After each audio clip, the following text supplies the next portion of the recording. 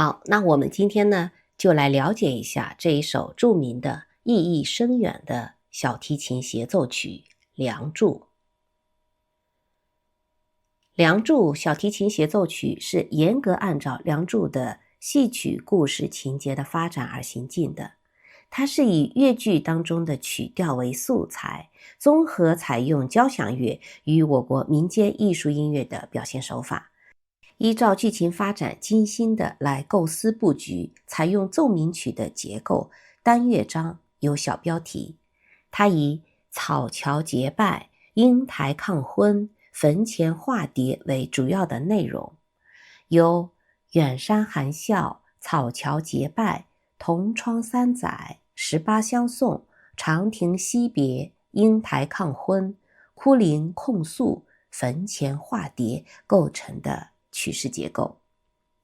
那首先呢，我们先来了解一下《梁祝》小提琴协奏曲的创作背景。这首小提琴协奏曲呢，是陈刚与何占豪就读于上海音乐学院时候的作品，创作于1958年冬天。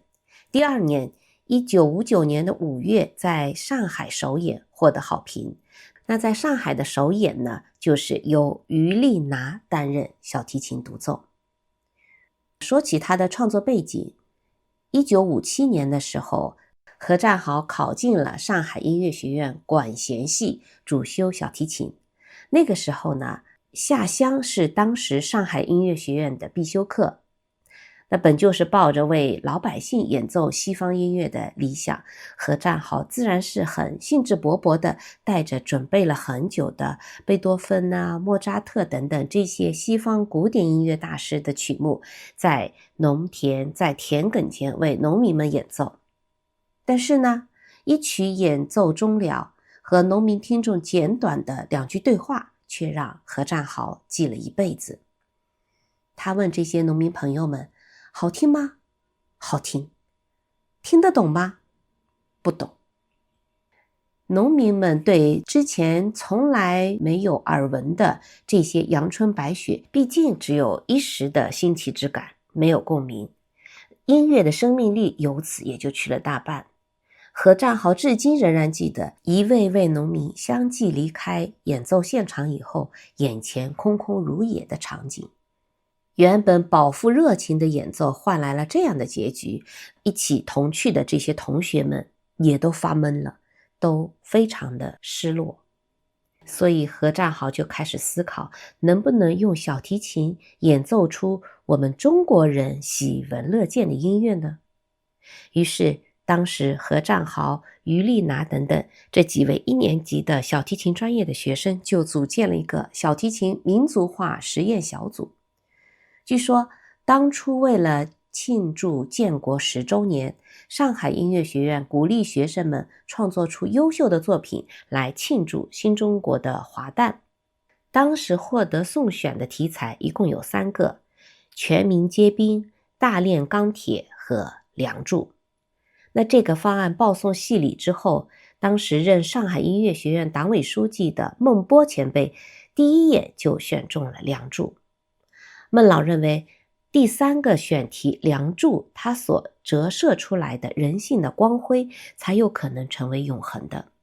那在今天看来，前2个当时时代的主旋律已经成为一个笑谈，而梁祝呢，却成就了中国音乐史上一座永恒的丰碑。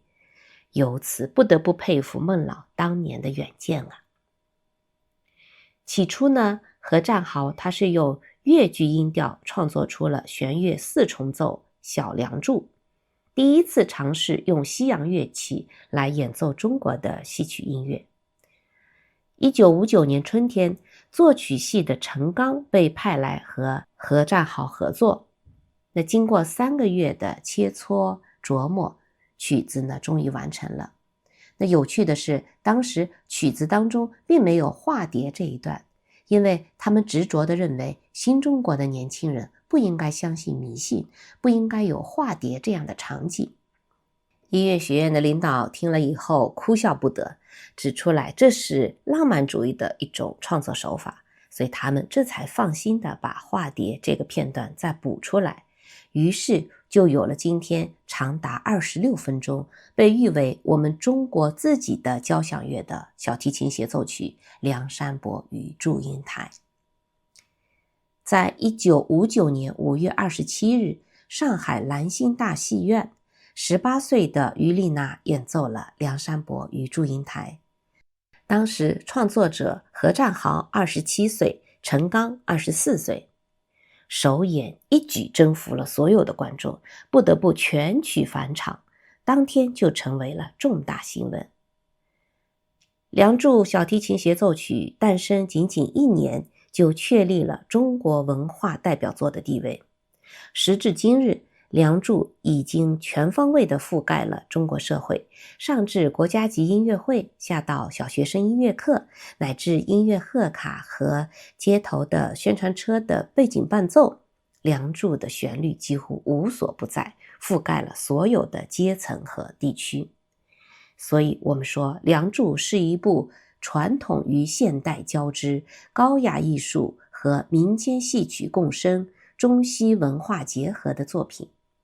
那因为时间的关系，关于《梁祝》小提琴协奏曲的赏析，我会在课后把链接发到群里。那是用于丽娜的版本配上了我的解说的配音，一共26分钟左右。建议大家能够空出个半个小时，静下心来，安安静静、完完整整的听一遍，给自己的心灵再一次的按摩和洗礼。